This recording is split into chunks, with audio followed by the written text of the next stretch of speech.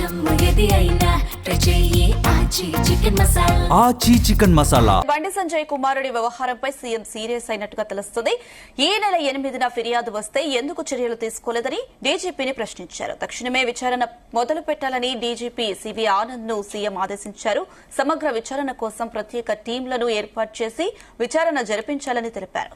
CM Revanth Reddy ఆదేశాలతో బండి భగీరథ్ కేసుపై సిట్ ఏర్పాటు చేస్తూ డీజీపీ నిర్ణయం తీసుకున్నారు.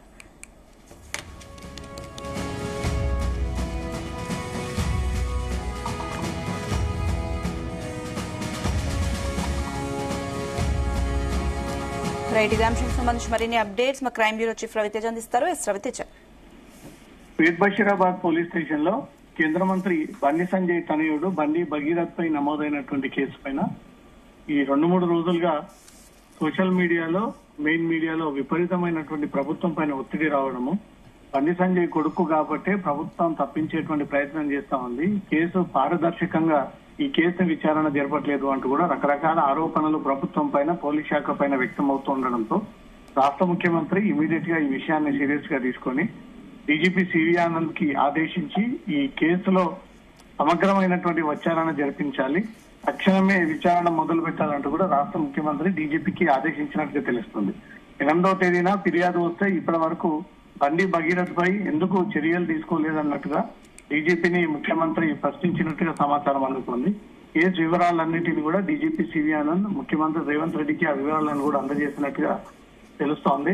ప్రధాని మోడీ హైదరాబాద్ పర్యటన నేపథ్యంలో పోలీస్ సిబ్బంది అంతా కూడా భద్రతా ఏర్పాట్లో నిమగ్నం అయ్యి ఉన్నారంటూ ఈ విషయాన్ని రాష్ట్ర ముఖ్యమంత్రికి సివి ఆనంద్ తెలియజేసినట్టుగా తెలుస్తోంది.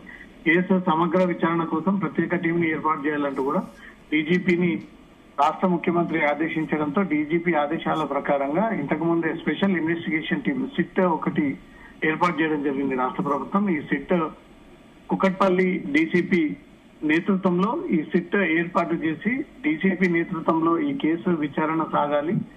ఇంకా మిగతా సభ్యులంతా కూడా టెక్నికల్, సైంటిఫిక్ ఎవిడెన్స్ అంతా కూడా బండి భగీరథ్ పై బాధితురాలు ఇచ్చినటువంటి ఫిర్యాదు ఏంటి, దాంతో ఎలాంటి ఎవిడెన్స్ పోలీసులు కలెక్ట్ చేశారు, నిజంగానే బండి భగీరథ్ అమ్మాయి పైన లైంగిక వేధింపులకు పాల్పడ్డా, మద్యం సేవించి నిజంగానే అక్కడ అమ్మాయి పట్ల దురుసుగా ప్రవర్తించేటువంటి ప్రయత్నం చేశారన్నట్టు కూడా బాధితురాలు ఇప్పటికే పేట్ బషీరాబాద్ పోలీస్ స్టేషన్ లో కేసు పెట్టడంతో బండి భగీరథ్ పైన పోక్సో చట్టం కింద పోలీసులు కేసు నమోదు చేయడం జరిగింది.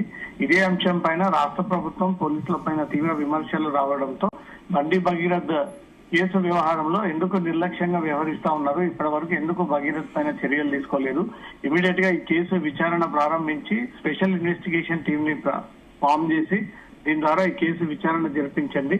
ఏ స్థాయిలో ఉన్నటువంటి వ్యక్తులైనా ఒకవేళ చట్టాన్ని ఉల్లంఘించినా నిజంగానే ఈ పోక్సో కేసులో భగీరథ్ కి ఇన్వాల్వ్మెంట్ ఉన్నట్టుగా ఎవిడెన్స్ ఉంటే మాత్రం డెఫినెట్ గా భగీరథ్ పైన చర్యలు తీసుకోవడాన్ని రాష్ట్ర ప్రభుత్వం ఆదేశాల ప్రకారంగా డీజీపీ సిట్ ఏర్పాటు చేయడం జరిగింది.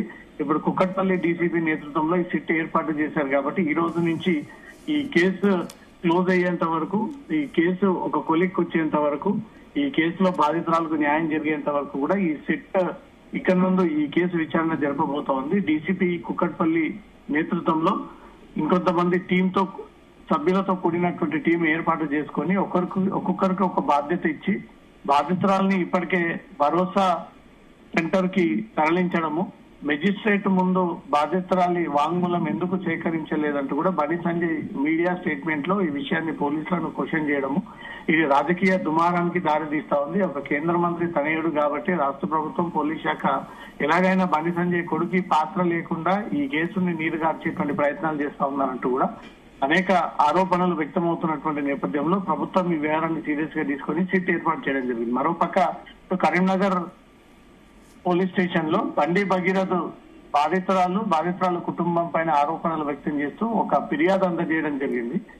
ఈ బాధితురాలు మైనర్ అమ్మాయి, ఆ కుటుంబం అంతా కూడా హనీ ట్రాప్ పేరుతో వివిధ వ్యక్తులని ట్రాప్ చేసి తనను కూడా ట్రాప్ చేసే ప్రయత్నం చేసింది. గతంలో ఈ విషయాలన్నీ కూడా బయటికి తెలియజేస్తే ఇవన్నీ బయట పెడతానందుకు వారికి 50,000 రూపాయలు వారికి డబ్బులు చెల్లించాను, దీన్ని అదను చేసుకుని నన్ను 5 కోట్ల రూపాయలు డిమాండ్ చేశారు ఈ బాధితురాలు మైనర్ కుటుంబం అంటూ బండి భగీరథ్ ఇచ్చినటువంటి ఫిర్యాదు పైన కూడా అక్కడ పోలీసులు కేసు నమోదు చేశారు. దాంట్లో ఎంత మేరకు వాస్తవాలు ఉన్నాయి, ఇక్కడ బాధితురాలు ఇచ్చినటువంటి కేసుని కౌంటర్ చేయడం కోసమే బండి భగీరథ్ కూడా తన ఇన్ఫ్లుయెన్స్ ని యూజ్ చేసుకొని కరీంనగర్ లో ఈ కేసు ఫైల్ చేపించి ఇటు కుటుంబ సభ్యులని ఇబ్బందికి గురి చేసి కుటుంబ సభ్యులని ఈ కౌంటర్ కేసు ద్వారా వేధింపులకు గురి చేసి దాని ద్వారా కేసుని వెనదొలిగేటువంటి ప్రయత్నం జరుగుతా ఉన్నట్టు కూడా బండి భగీరథ్ పై ఆరోపణలు వ్యక్తమవుతాయి. ఇటు భగీరథ్ ఇచ్చినటువంటి ఫిర్యాదు పైన కరీంనగర్ లో కేసు నమోదైంది.